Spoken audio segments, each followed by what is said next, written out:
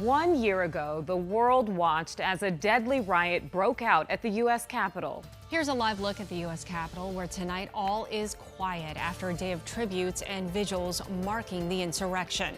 An attack that resulted in 5 deaths and injuries to some 140 members of law enforcement, an attack on America. Good evening, I'm Chansley. And I'm Kadiba Devine. In fiery remarks delivered today, President Joe Biden pledged to defend American democracy and disavowed those who attacked the U.S. Capitol. He called on all Americans to ensure that such an attack isn't repeated. More than 700 people face charges after the assault on the Capitol. At least a dozen have ties to Arizona. Team 12's Bianca Bono joins us now with a look at those defendants and where their cases stand now. Bianca? Guys, multiple rallies are currently underway here at the Arizona State Capitol on this anniversary. Over the course of the past year, we've been tracking the defendants with Arizona ties. Here are updates to some of their cases.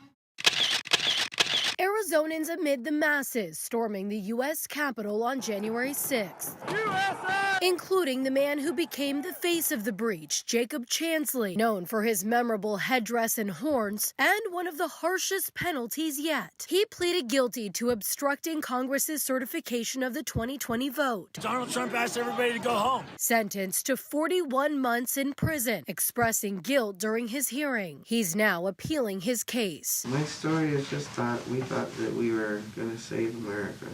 Then there's Daniel Rodriguez, now living in California, charged with assault, who told the FBI he believed President Trump called him to D.C. that day. He apologized to investigators for tasing an officer. His case still underway. I'm embarrassed by it. I'm ashamed by it. The FBI combing through a vast amount of video and photos, linking those like Tucson's siblings Felicia and Corey Connell to the Capitol breach. Their case is still in the early stages. Another defendant, Levine's Micaiah Jackson, taking a plea deal, awaiting his sentencing.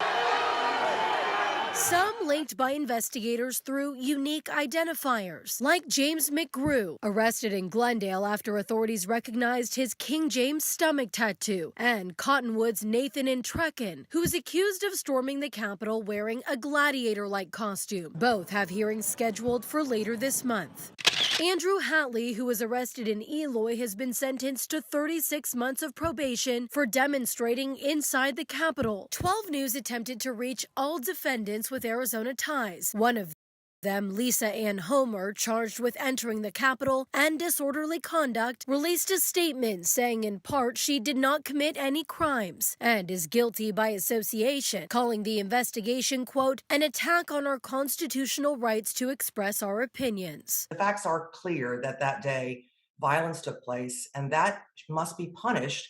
Otherwise, we'll see it happen again. Stephanie Lindquist, a professor of law and political science at ASU, is concerned the precedent this historic breach may set for elections to come. Whether or not ultimately, of course, the prosecutions, the trials, the statements by judges that are taking place now and the sentences will have any impact remains an open question. And again, we did attempt to speak with every defendant with Arizona ties. None of them were willing to go on the record.